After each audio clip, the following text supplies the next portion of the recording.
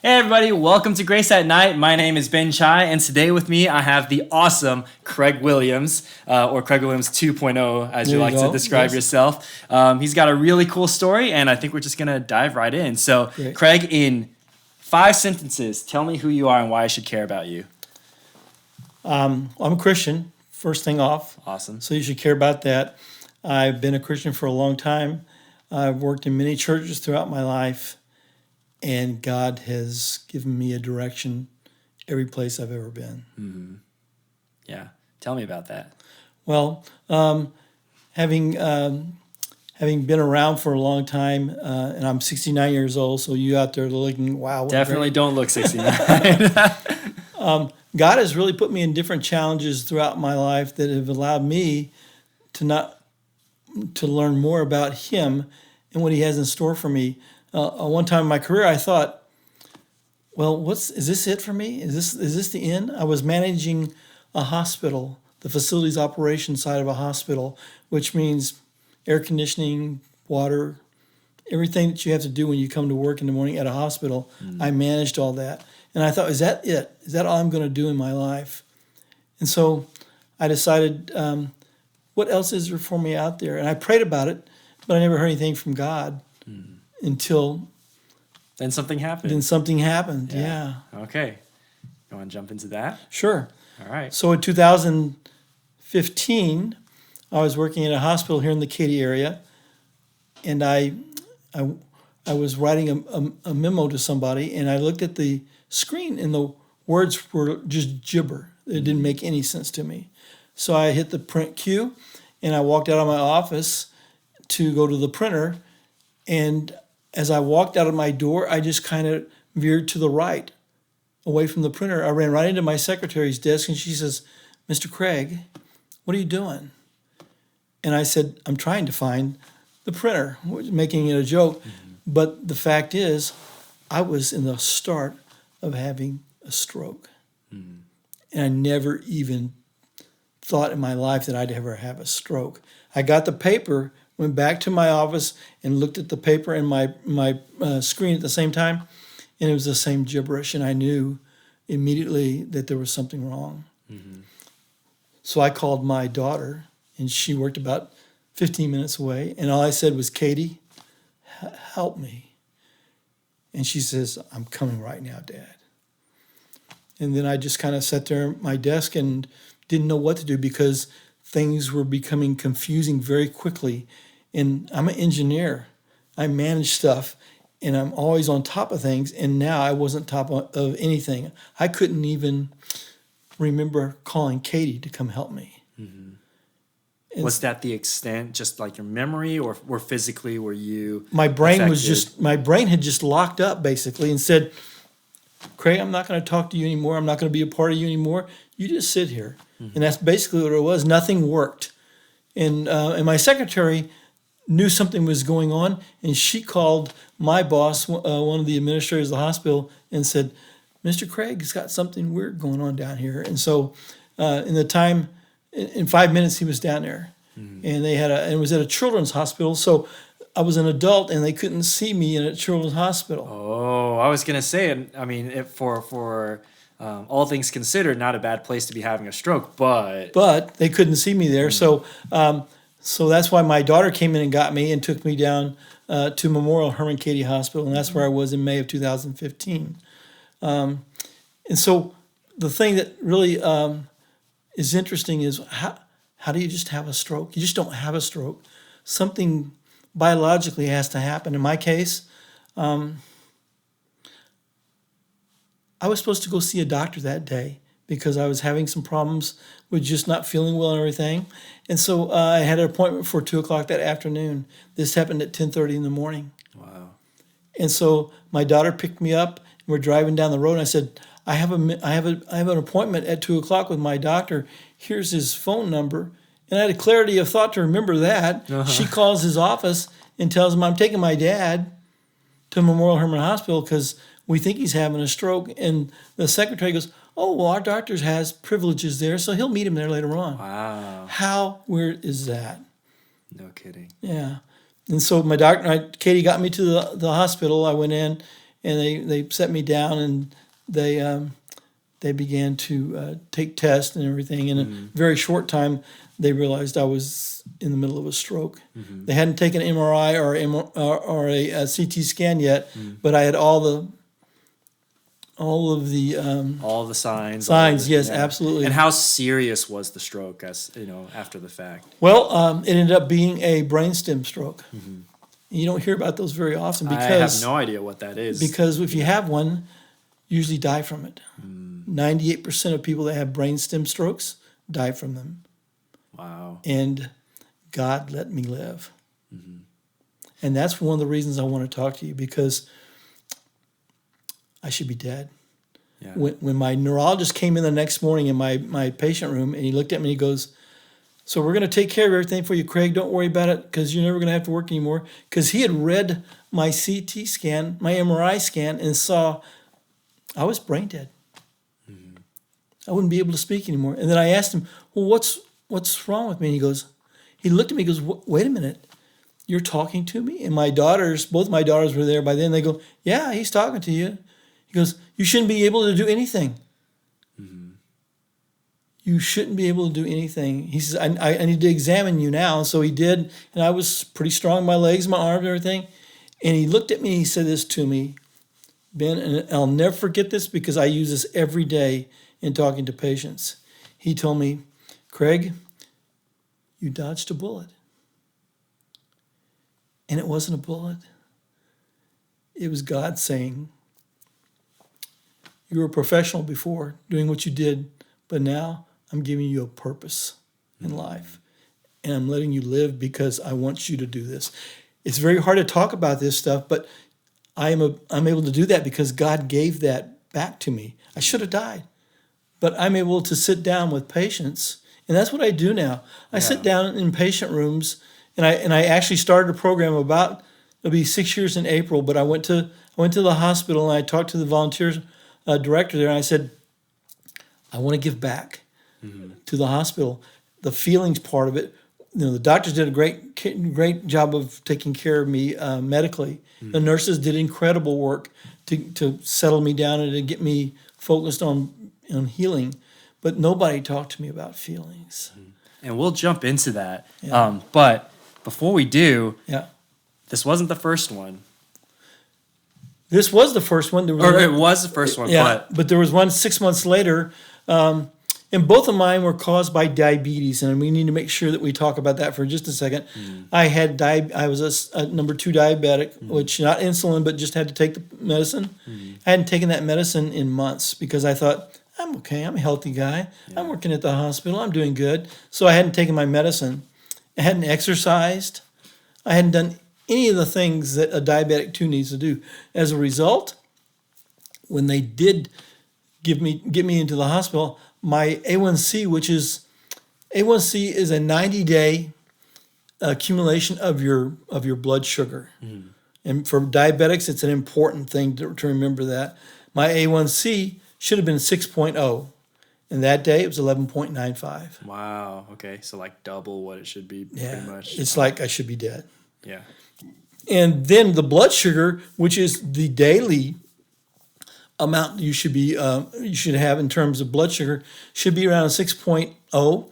Mine was 8.95 that day. So I really should have been dead just from those 2 numbers and everything. And so based on all of that, so now we've got a quick summary of what you've gone through in the last 8 years. And I think the reason why I really wanted to talk to you, because you've clearly gotten a second, third chance at life. And that's a really unique perspective. That's one that I don't have. And I think more than anything, I'm curious about how that's changed your perspective on maybe mundane things and then maybe more specific things. So like, as an example, you said you feel like previously you were a professional, now you have a purpose, okay? And so diving more into that, you now have a purpose of being an emotional relay to stroke victims, stroke survivors. So tell me a little bit more about that. Yeah, you're exactly right, Ben. And one of the biggest thing is I'm able to now go to the patient room and sit down with the survivor. And the hospital I work with has given me that authority to do that, not as a healthcare person, but as a former stroke patient that knows a lot about the feelings and what they're going through at that time. Mm-hmm. And so I can sit down in the room. Actually, when I go into the room, I have to actually say something to them to cover all the bases. And it is, my name is Craig Williams. I'm a volunteer. I'm not a doctor, but I've laid in that bed twice in the last 8 years. And so I know what it feels like. And I'm wondering if you have any questions about your feelings. Mm-hmm. Well, that opens up a door like you wouldn't believe. Yeah. So before we jump into that, tell me why this whole thing started. Did you not have that while you were, a patient? That's exactly right. So I went through 4 days in the hospital. Nobody talked to me about my feelings, but they came and checked out my ability to walk and talk, and cognitive reasoning, which was absolutely gone for me. I couldn't remember one thing from the next that I was saying. I'd be watching TV, you couldn't remember what I was watching. It was an absolute incredible devastation for me because I was so used to being able to do all that stuff before when I was an engineer in a hospital running it. Mm-hmm. So now I couldn't do any of that stuff, and it just absolutely devastated me from the emotional side. Mm. And so that was my purpose. Actually, it's really a cool story. I'm laying in bed in June of 2017.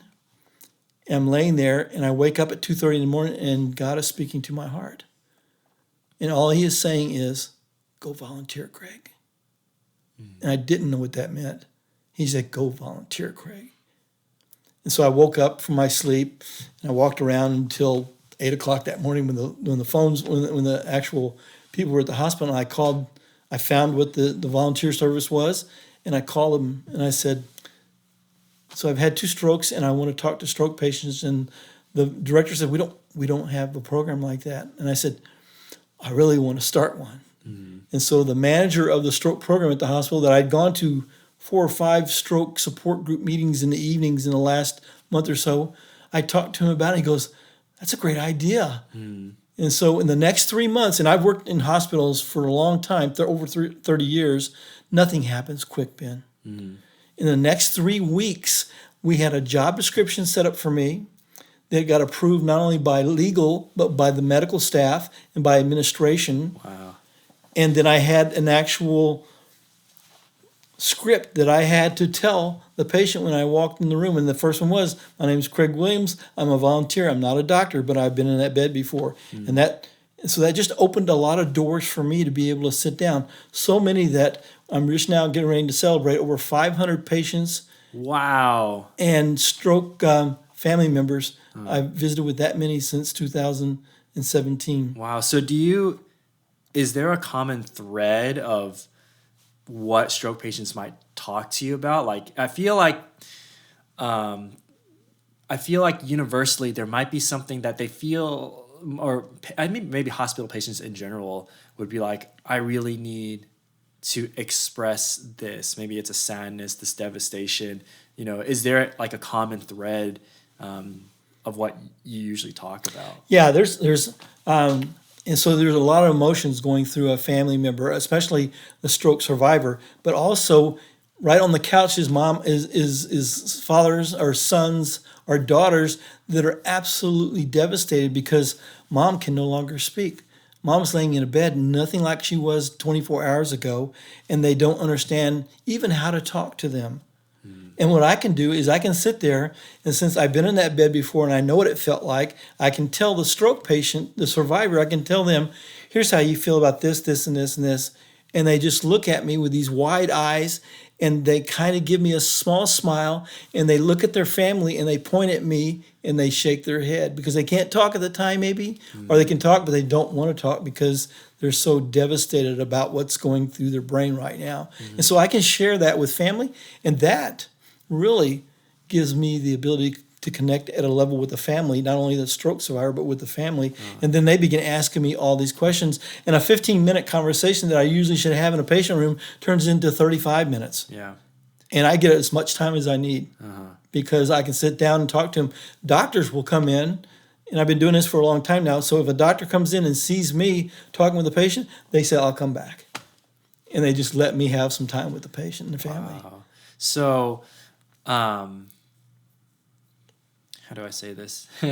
I feel like there's a lot of metaphor here, not just for patients, but also for like people in general. I feel like you might have some insight on like what's missing, not only in a relationship between a patient and their feelings and having someone to talk to about that, but like like people in general. Like, I don't know, I'm kind of extrapolating a sense of we don't like to talk about feelings. I mean, patients Right. can't talk about feelings, but we, church people especially maybe, don't like to talk about feelings and don't make that a priority. It's like programs, it's like schedules, it's, what are you doing? Who are you? But not necessarily, how are you doing right now? Like that, I feel like that's kind of like even in our church service, right? We have, all right, 2-minute meet and greet, and then it's like on with the program.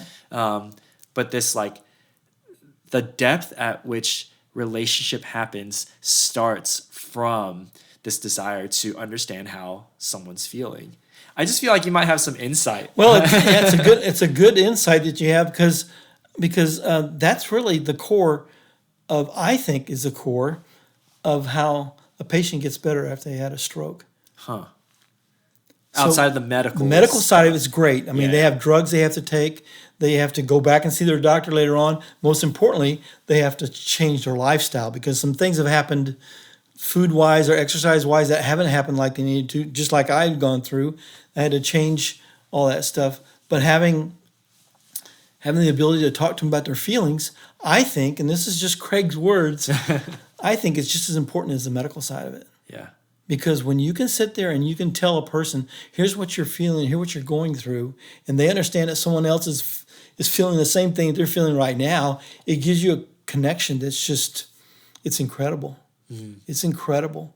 And then their family understands that connection that mom or dad has with me, and they come and sit down next to the bedside, and they say, well, what about this? What about this? And how do we talk to mom and dad? And I said, well, they want you to talk the same way you did yesterday. They don't want you to change the way that you're doing that because they're the same person. They've just had a brain injury, and that's going to cause things to be different for a while. But they still want you to love them and care for them and be, as sometimes in some kids' case, kind of mean to them whenever you need to be mean to them. And other times, loving and caring daughter or even a granddaughter in some cases. Mm-hmm. So it's important. I believe the emotion side of this, the feeling side of this, is just as important as the medical side. Mm-hmm. And what I can take from that is like this idea that not just necessarily in stroke patients, but also like, if I'm going through something in my personal life, I need a friend to be able to talk it through with, I could talk about it with anybody, but if someone who's been there before or someone who can be a good listener, I feel like will help me in the healing process, through that. Well, I can give you a good example of that in our church. So we have a men's prayer group that meets on Tuesday mornings at 6 o'clock. Mm-hmm. And in my table of men, we have 7 men. And we connect with each other, not only at the table during the men's breakfast time in the book of James, which we're going through right now. Even when we stopped going for during Christmas time, we still met every Tuesday morning at 6:30 at a local bagel shop. Wow, all of us together, you're committed. And we talk. No, we were discipling each other, and that's what you're talking about. Yeah, it's discipleship with each other. Yeah, and it's just important. It's very important. Yeah, and the men in our group are just shout out to the men in my group. Yes. But I mean, we just connect with each other, and it's important for us to be able to share our feelings about stuff that are going on in our lives, and each one of us do that. Yeah. To a point where you can talk to other people about it, but you can talk to this group because we're that connected. Right. And that's a very real thing. It really is. Yeah, I feel like small groups in general, I mean, what is a small group, right? Is it like your weekly group of people that you get together to watch online sermons with? Is it people you get to... I think really what a small group and what discipleship is are people who you can relay your emotions to, and who are willing to reciprocate that. Right. You know? Well, It's not only friends. they'll connect with you as a friend, but they also may have a story or something that's happened in their life that you can relate to because of the same thing. And that's what, not only discipleship, that's what friendship is all about. And that's what we should be promoting in our church. And I think we do a pretty good job of that. Having sit down with these guys for the first semester, now the second semester, nothing has changed for us. We're all connected to each other. Even after our meetings on Tuesday mornings, we will text each other later on in the morning. And that's right, guys do text. We'll text each other saying, thank you so much for sharing today, or this happened, and thank you so much for that. So it's really a time to be able to understand the feelings of other people, and then work through those things that are being difficult for them. Yeah. So you briefly mentioned prior to this conversation some of the things that some of the more daily mundane things that you had to adjust and do after having a stroke, stuff that no one hears about. And you'd be willing to share some of that. And I kind of want to, maybe you can share that, and then we can dissect it a little bit as far as like why don't we talk about this stuff more? Right, You know, right. Well, and this is serious stuff, okay? I mean, it's just not, I had a stroke. It lasted for 4 days. I went home, and within 6 months, I'm back to where I need to be. Once you've had a stroke, once you've had a brain injury, parts of that will never go away. And that's Craig's words, but believe me, I've been going through this for 8 years. And I still have times when I'm talking to people that I forget what I'm saying to them. Mm-hmm. And I'll be in the middle of a conversation and I can't remember the word I want to say. Mm-hmm. Or I will talk to them about a specific subject that I know everything about because I'm an engineer. Engineers know everything about everything, right? And I can't remember what I'm talking about. And people will tell me that's okay. Well, no, it's not okay. With me, it's not okay. But that's part of the process we're going through when we're trying to understand what kind of brain injury we had and then where are we now from that.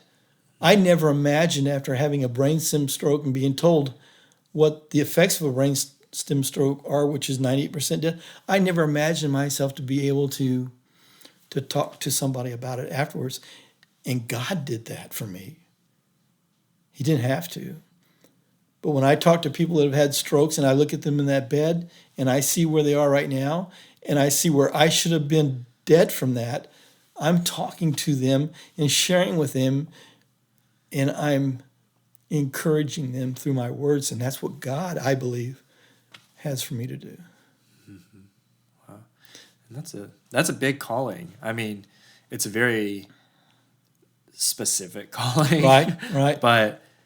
But I mean, clearly there's a need for it. Yeah. Clearly, we're just not good about taking care of each other in the most fundamental ways sometimes, you know? And I didn't really have those I was a manager and I was a director in a hospital for many years, so I had a lot of people and responsibility, but I never had an opportunity to do something like this, where my not only sharing with somebody is also impacting not only their lives, but their families' lives. I never had that responsibility or that purpose in life, and I enjoy it more than I do when I worked in the hospitals because it gives me more joy to be able to help these people that are going through incredibly hard times with a family that counted for them for everything, and now all of a sudden they're a dad that has no ability to have a job anymore, to work. There's no money coming in. All these things change drastically what's going on in the makeup of the family. And I can just be sensitive to that because the same thing happened to me. I mean, I had to quit working and I had no money coming in. And I kept praying to God, and God just kept telling me, Craig, don't worry about this. Kind of like saying I got your back, but not saying I got your back. But things evolved with me to where I got to apply for Social Security at an early age. And I got to apply for medical disability and got that as well. And God was just the author of all of that happening. And I knew it. I could tell very quickly. It wasn't anything Craig was doing. Right. But going back to another situation, well, another thing you were talking about, and I want to share it with you, is when you've gone through a stroke, things are going to happen to you in your body in a way that you would never imagine. And I want to share an instance of that with you. So when I came back to work after I'd been out for almost 8 months, I came back to work, and I was apprehensive about doing anything, but I couldn't even find the icons on my computer screen to be able to click on a certain thing because my brain just wasn't connecting with that anymore. And so that's the part of being deceptive. You try to be deceptive so people don't understand you're really messed up. And you really can't do what you want to do, but you're trying to deceive people that you can. And I can remember sitting in my room, my office one day, and just going through some work that I had to do, and all of a sudden I lost control of my bowels. Right there at my desk. And it was horror. It was devastating. It was not expected, but my brain never told my body, hey, this is going to happen. It just happened. And I just didn't know what to do. I didn't know how to fix this. I had no provisions. I had nothing to help me through that process.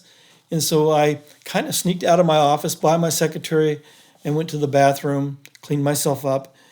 And then after that, I started carrying stuff to work, an extra pair of trousers, extra pair of underwear, some handy wipes, and some things I could use to clean up what might happen to me. And that's not only a hard thing to understand, it's debilitating to you as a person that you're going through this, because stroke doesn't care. It's happened to your brain, and now things like this are going to happen from time to time. And so I just had to be very careful for a long time. And I still have to be careful, and it hadn't happened to me in years, but I'm still mindful of it, because you know what? The brain doesn't care. It's had a stroke. It's had something happen to it, like being in a car wreck. That's the way I look at it. And things just don't work like they used to work. And so I do a lot of praying to God about this. I really do, because I really trust God will get me through a situation. Even when I came to talk to you today, I was praying for God just to get me through the entire process and be with me and guide me and direct me and just give me purpose and thought, because a lot of times it doesn't happen to me. It seems like through this experience, your reliance on him is, it's grown. Oh, it's without a doubt. Yeah. Without a doubt. And the really cool thing is when I'm sitting in a patient room and talking with them, and I tell them, Craig Williams, I've had 2 strokes, and I start to tell them about that. I tell them about the brainstem stroke, and they go, 98% die from that. I said, yeah, and I survived it. So I'm able to talk to you about that now. And I'm able to share how I went through that process and how God allowed me to be able to talk to people and to share with you that have had strokes, and you're in this bed and you can't imagine what you're going to do next, because their brain has quit working like it did before. So what do you think, and this applies not just to patients, but also to people in general, like when you talk to them, what do they want to hear? They want to hear the truth. Okay. And they don't hear that from the doctors, because I'm not putting down doctors. Sure. But doctors are there to give them medicine and to heal them and get them out of the hospital and home and start rehabilitating. I give them messages about their feelings, because that's what I know the best about. Doctor that hasn't had a stroke doesn't know what I know. And I certainly don't know what a doctor knows. But combine those together, it can be a powerful way to minister to a patient, but also give them hope for the future.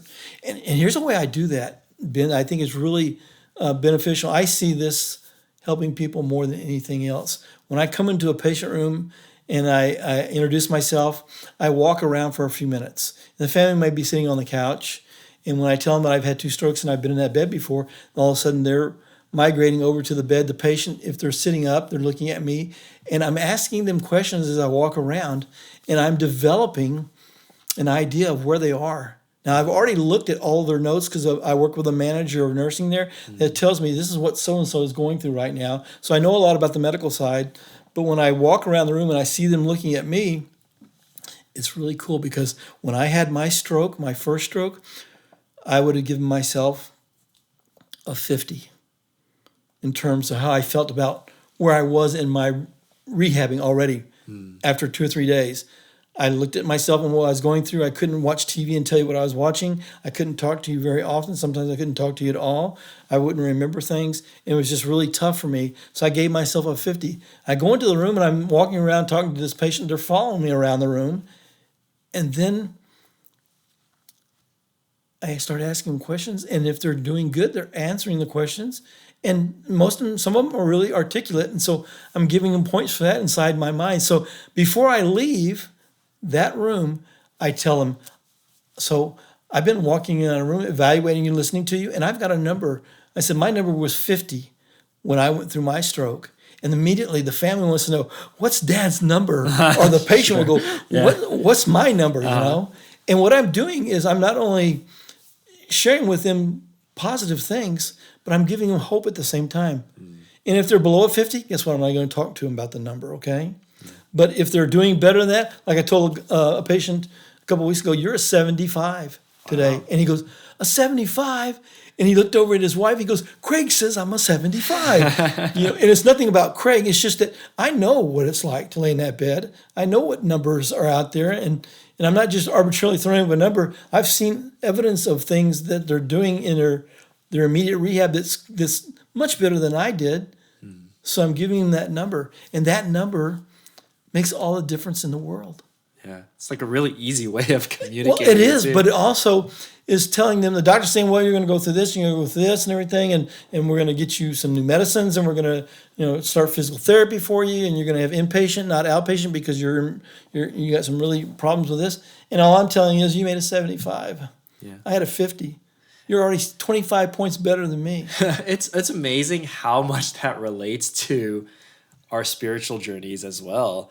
Like your number, I feel like is like our conversation. It's just this, hey, let's talk. And let's hang out. Let's there's intention behind it for sure. But I feel like a lot of what is given to us as as elements in our spiritual journeys is like, all right, here's your prescription, here's your class, here's your whatever, and all of those are good things. All of them, they help us grow. They help us become closer to God. They help us become more in His image. But at the same time, it's like that's half of the equation, right? Right. So, wow. Yeah. That's pretty incredible. Okay, so man, not to dig on you too much on this, but you've had 2 strokes and a heart attack. Yes. Gosh. Okay. Yeah, and that's why my doctor, my internist doctor that I have, he doesn't call me by Craig or by Mr. Williams, and I've known him since 2015. He calls me 2.0. So when did the heart attack happen? The heart attack happened in November of 2019. Okay. And I was walking at the mall, at Katie Mills Mall, and I'd taken my first half of a lap. And by the way, for those that are interested, a lap inside the mall is actually a mile. Okay, so if you walk a whole circle around the lap at the mall at the Katie, that's a mile. Okay. So I was about halfway through my circle when I felt not a sharp pain, but a dull pain in my heart. And so I went immediately to my watch and I checked my pulse rate, my heart rate, and it showed me at 118. And at that time, before I had strokes and heart attacks, I could take my heart rate up to 125 and I would be very comfortable. Uh-huh. Well, since I had the 2 strokes, it had been lesser than that, but still a pretty good number for me. And then all of a sudden, I walked a little bit further, and my heart rate got worse. And so I had to sit down. I sat down in the food court, and my heart slowed down, or the rate slowed down. I got back up and I walked again.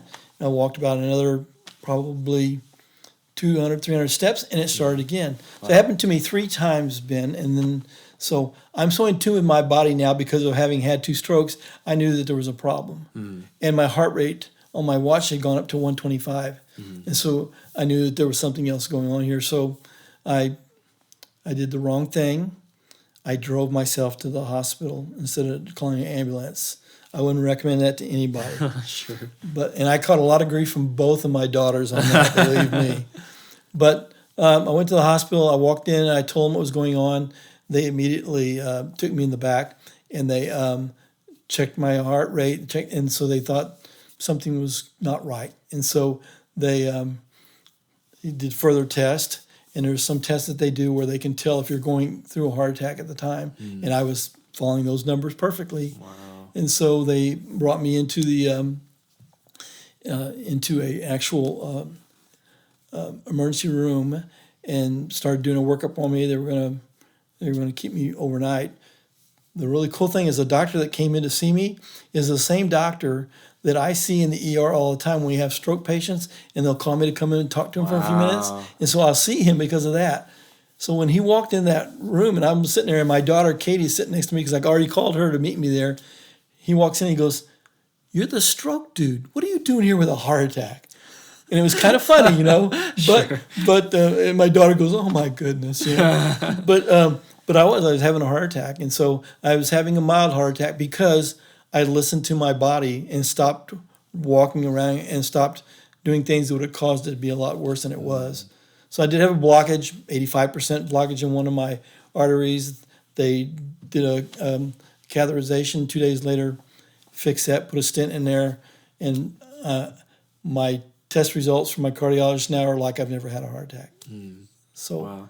What's amazing about you is that you've taken these truly traumatic, life-changing, and usually deadly events, and you've really flipped them around. What allows you to do that? Like I know people who go through traumatic things like this, and they can't get past it. Yeah. I mean, there are definitely legitimate reasons for this. Sure. Whether it's a physical thing or it's a serious mental issue, or but what does it take to take something like this? I'm sitting here listening to you, and I kind of put myself in your shoes, and I'm thinking about, man, if I went through this, I mean, this sucks. There's you're not even talking about how much pain it might have been. You're not even talking about what we spent. I don't know how much time we talked about this, but this was months, years of your life, condensed into this little podcast. How do you see all of that in the way that you do? Yeah, I wish I could tell you that. But I will tell you what response my doctor, my internist, that's my family doctor, told me when I called him and I told him I'm in the hospital and I've just had a heart attack. You know what he said to me? The very first words he said to me, he says, "Craig, you'll get over this. You'll get over it quickly because that's who you are." And I didn't really think a whole lot about it at the time. But when I went to see him about a week and a half later, he says, "I meant that." He says, "You are such a strong person and you have a strong faith. And all those things all work together to where when you called me and told me that," he says, "I was surprised that you had a stroke, had a heart attack because you've been walking so much." I average 65 miles a month walking at the mall. That's more than me. And just walking, but and walking at just not a regular pace, not crazy or anything like that. But then have a heart attack on top of that. He's like, "You got this, Craig. Don't worry about it. It's going to be just a hiccup," is what he told me. "This is going to be a hiccup in your life, and you'll get right back to where you were." And that's exactly what happened with me. Within a month and a half, I was back as a volunteer, going and seeing stroke patients. And I told the leadership, I'm a 3-for-1 guy now. I can do strokes or I can do heart attacks, man. Y'all ought to be, And they just said, forget it, Craig, stay on strokes. But yeah, having had a heart attack, I know what it feels like now to go through that and have to go through a catheterization and a stent process. And for all that to happen, I got to tell you one quick story about this, because I was laying in the cath lab, and they were just getting ready to do my catheterization. And I'm laying there, and this room, Ben, is ice cold. I mean, it's like an ice box. And I'm laying there, and I'm shivering, and they're putting blankets all over me and everything, getting ready to do the process. And I'm laying there, and I start praying about the whole procedure. I said, God, I pray for my doctor that you would guide his hands, give him education, give him knowledge beyond his years. And the staff working with him, I pray that you just bless them and honor them and help them to take good care of me so I don't die on this table. And so I thought I was praying to myself, but I prayed it out loud. And the nurse sitting behind my head goes, amen, sir. Wow. It's such a weird experience. But the doctors and all the staff heard me praying for them. And I knew I was going to be okay then. Wow.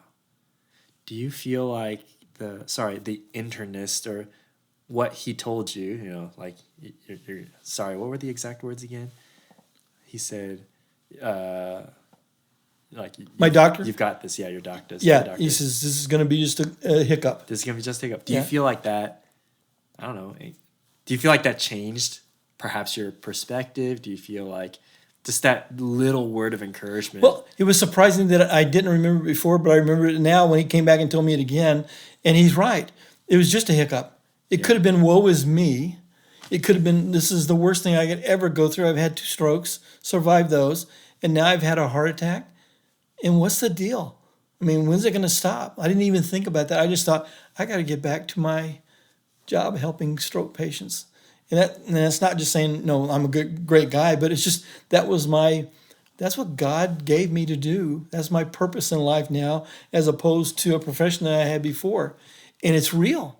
And I think a lot of people out there, either people that are Christians or religious people and other people, are looking for a new purpose in life. Our pastor even spoke about this last year.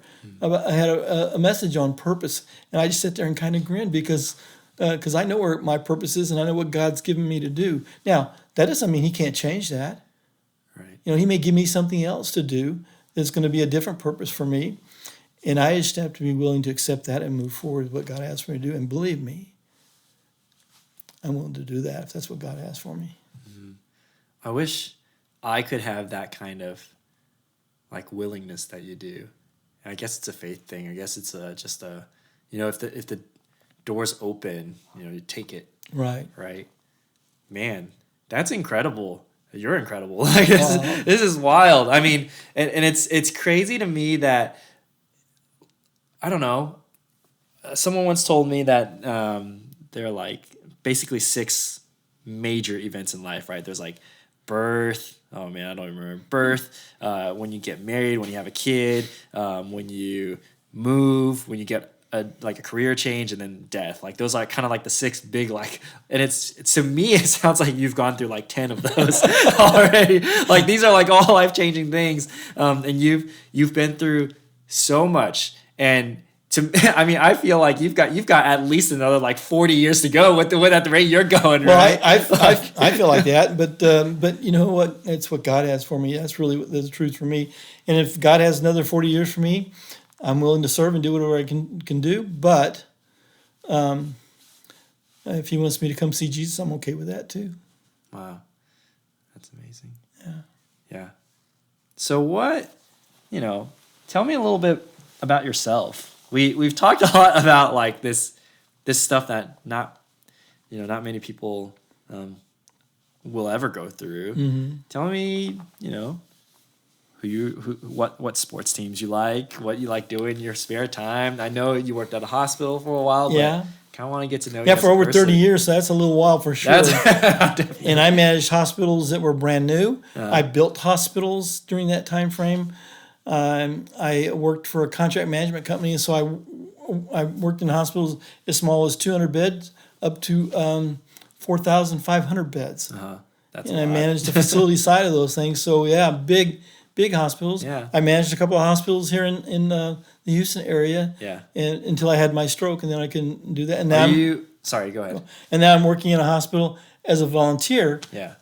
Doing something entirely different. But it's still cool for me to wake up 2 days a week and think to myself, I gotta go to work. I gotta go to the hospital today. Yeah. I got things to do. I gotta go see patients, and I see them Tuesdays and Thursdays. I have up to 4 hours that I can go and see patients on Tuesdays and Thursday mornings. And meanwhile, I also do brochures for. I put together brochures for stroke and for heart attack patients to tell them, once you've had these things, here's how you rehabilitate yourself. And it's like has a lot of little leaflets with it that helps them learn more about what they can do afterwards. And so I put those together too. Cool. Are you originally from Houston? No, I'm not. All right. Where are you from? Well, I was a military brat. Okay. And so I was born in Bainbridge, Maryland. And an actual 1 year after I was there, my dad moved to San Antonio, Texas. So I spent all my life in San Antonio, except for 4 years when I lived in Germany in the Bavarian Alps. My dad was in the military, and I was stationed in the Bavarian Alps. Wow. And so I learned how to speak German, and I was 10, 11, 12. Did you learn how to yodel and No, I clog? No, not at all. But I had a lot of German friends in my neighborhood, and they would teach me German. And I would teach them English, and that's how I really learned how to speak German. Yeah. And but we came back from there and finished my high school education there, and then so this tells my age, but in 1972 I graduated from high school, and you could do the number really quick. But I got put in the draft lottery. Back in those days, they had a draft lottery, and I got selected. My lottery number was 25, and they took 25 that year, up to 25. So I was going to go into the Army, and immediately go to Vietnam. We knew that was going to happen, but my dad had some connections, and he had me put into the Air Force Reserves, and I went into the Air Force Reserves for 6 years, and did a lot of cargo stuff and everything, maintenance on cargo planes, flying stuff all over the world. But it was a good job for me. And meanwhile, I didn't go back to school or to college because I just didn't feel like that was for me. So I went to a trade school. Yeah. And I became a journeyman sheet metal worker. Went to 4 years of trade school, got out of there, and became a journeyman and started managing fairly large construction jobs in the San Antonio area on the mechanical side. And that's what got me connected into hospitals and start managing hospitals later on in my life. I can't wait to get to where you're at and then be able to look back on my life and see how every step of the way led to what God's purpose is for me. I mean, I feel right now like every step of the way, okay, I get this step, this step, but like I wouldn't be able to see anything like, having a stroke and right? Yeah. Well, and life is what you make of it, and it has to be fulfilling. It can't be something that you're just pity partying about everything that's ever gone on in your life, because I could do that. But you know what? It serves no purpose for me. It really doesn't. I've got two beautiful daughters that have got great educations and doing very well for themselves, and I'm just dad. Yeah. And I don't have to pay anybody or pay anything for them. They're taking care of all their stuff, and that's kind of a cool feeling to have. And maybe someday you'll have that feeling as well. But my daughters are self-sufficient. I love them, and they care for me. And so I never went and got a college education, but I'm an engineer because I have managed facilities on the engineering side that college degree engineers would never even imagine to be able to take care of, because I've had the background experience from doing that hands-on. Well, that, and also you have I feel like the emotional skills and the empathy to be able to, relate with people on a scale that maybe college doesn't teach you. Well, and starting as a worker myself many years ago, and then being able to understand the way people think as a worker, as an actual hands-on worker. I understand how that works. I understand what they're going through in their lives, in their family lives, and I can share with them, and I can ask them questions about that, and I can relate to them, and that gave me more success than anything else I could have done with a degree. Yeah. Although I got to say, degrees are great. My daughters went through both that, had great degrees. And there's a purpose in place for that. But for me, it wasn't at the time. Yeah. I was in the Air Force as a reservist and just didn't want to go to college. I just wanted to get an education of some kind. And getting a technical education was the right thing for me, being in the right place at the right time, and God saying, this is what I want you to do, Craig. Mm-hmm. I love hearing that, and I love hearing unconventional means of reaching of people getting to where they're at, because growing up in Katy and being at this church in Katy, it's almost taboo when someone's like, yeah, I'm not going to go to college, or I'm going to go to trade school, and I don't know, maybe my purpose in life is to break that and let people know it's like, hey, you know what? I mean, when you think of literally every character in the Bible, they all had very unconventional lives. They all had very lives that were exceptional and carved before them, but in ways that they could never see. Look at the disciples. Exactly. Right. Exactly. Well, that's what I'm kind of. The 12 disciples. I mean, when Jesus picked those guys, they had no clue what they were going to be doing, and he picked them for that reason, because he didn't want them to be educated and out of the box stuff. He wanted them to be there for him to mold and shape and do what he wanted to and what God wanted them to do. Yeah. And it took them a while to understand that, but they did. Yeah. And that was their lot in life, was to be able to do those things with Jesus and with God's direction. Mm-hmm.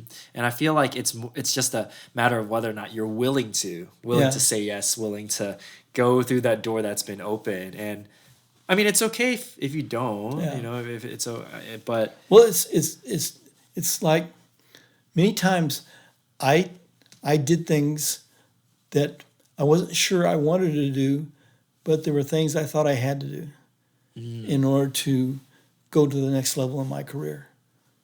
And all those seemed to benefit me in the long run. But if you're not willing to take a chance on things like that, you're never going to know how you could have done or what you would have done. Yeah.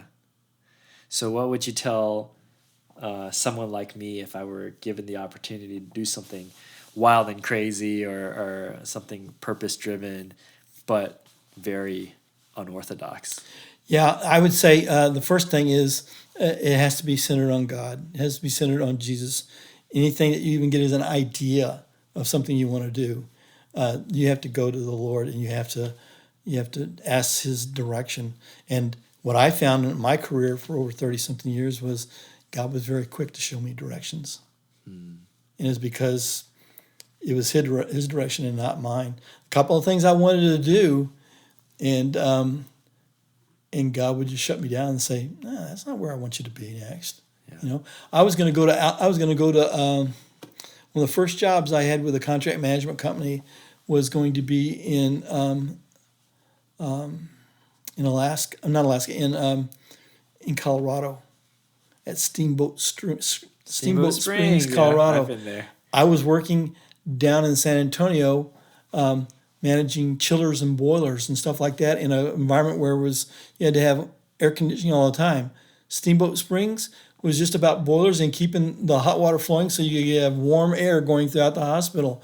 I didn't have a lot of experience in that area with boilers, but I just knew that I wanted to go there because it was Steamboat Springs. Sure. And I joined this company, and I started my training going through their corporate offices of training, and I still didn't know where I was going to go. But I was trusting the Lord was going to provide an opportunity for me. I was there a week and a half when they called me out of a class I was at, and they said, "So we got your assignment." And I went, "Okay. I'm not going to Steamboat Springs?" "Oh, no. No, you don't have any boiler experience." I said, "No, I don't." "So we're sending you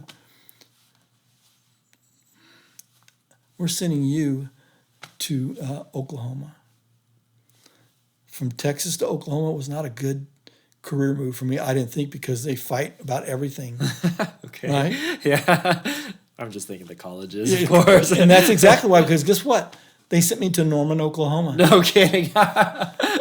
To Norman, Oklahoma, they had a hospital there, a regional hospital there, and they needed someone to take over the facility side operations of that hospital.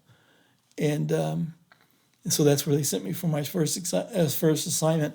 And I was upset about it for a while with God, because, hey, I wanted to take my family. I had 2 little girls at the time. I wanted to take my wife and family to steamboats and live in the mountains and just enjoy everything. Yeah. I'd been in my new assignment at Norman Hospital for about 6 weeks when they sent me to a training session back at the corporate offices in Chicago. And the guy that had got that assignment was at that meeting with me. And we kind of compared notes. And he goes, "I'd give it to you in a minute." And I said, "Why?" He says, "Because everything is so unorthodox. The people are so laid back up there." And he goes, "I'd rather go to a place like Norman where things were all in place and ready to go and everything." So I thought to myself back then, even, okay, God, I hear you. Yeah. I'm hearing you. That wasn't where you want me to be. This is where you want me to be. Yeah. That obedience, that sort of having a listening ear, I feel like it's lost amidst what, I don't know, our culture maybe, where it's just like we want to succeed and we have this image of success, but you know, 2 strokes and a heart attack later, you have the perspective of what success truly is, and that's what purpose God has for you at that stage in life. Right. And you can see that now. And I think that's amazing. Yeah. You know? Wow. Yeah, it really, and I don't want to say a lot of stuff about myself, but it gives me clarity where I didn't know I was ever going to have it again. When I asked God at one time in my life to give me a new purpose in life, because managing hospitals had been 30 years worth of my life, and I just wanted a new purpose. Never in my mind did I imagine that purpose would be the one that it ended up being. Yeah. I just had no clue about that. There's no way I could even begin to imagine that. But as soon as the strokes happened, as soon as I started working at Memorial Hermann Katie Hospital as a volunteer, it was clear. It was clear that was my purpose. And I didn't need to do anything. I didn't need to go anywhere else. You know, my job was just to sit down with patients, talk to them about their feelings and what they were going through, tell them how my feelings were when I was going through it, connect with them in that way, and then invite them to come to our stroke support meetings after they got well enough to do that. And several of them did after that. And we would sit down in a room and just talk about how they're feeling and how they're going through what they're going through now in their stroke rehabilitation. And rehabilitation can happen very quickly. It can take a very long time. Mine, for me to go from a brainstem stroke that I should have died to 98% back, which that happened this last year with my neurologist. Congrats. He says, "Craig, you're 98% recovered from your stroke." I just looked up at him and I said, "What?" He goes, "Yeah. I have one little deficit on my left-hand side, my left arm, where I can put keys in my hand, but I can't slip them in a lock and turn the lock. My hand just says to my brain says to my hand, not going to happen. I'm not going to do it. Every once in a while I'll be able to slip it in there because I just want to see if I can do it, but I just can't use my left hand like that." And if that's all that is a deficit with me after all that I went through, I think God's really blessed me a lot. Yeah. Wow. Well, Craig, thank you. Thank you for sharing all of that. Thank you for being willing to appear on our podcast. I feel like you're someone who I have a lot to learn from, and I know I see you like every Tuesday morning, so let's continue this conversation. Absolutely, absolutely. Wow. And thank you for allowing me to share my story, and to and those that are going through a stroke right now, or those and family members of a stroke survivor, man, reach out to me if there's anything I can do for you to explain things to you from emotion side or from feeling side. I'd be really honored to be able to share with you those things. But if you have questions about that, please, I guess, go through you.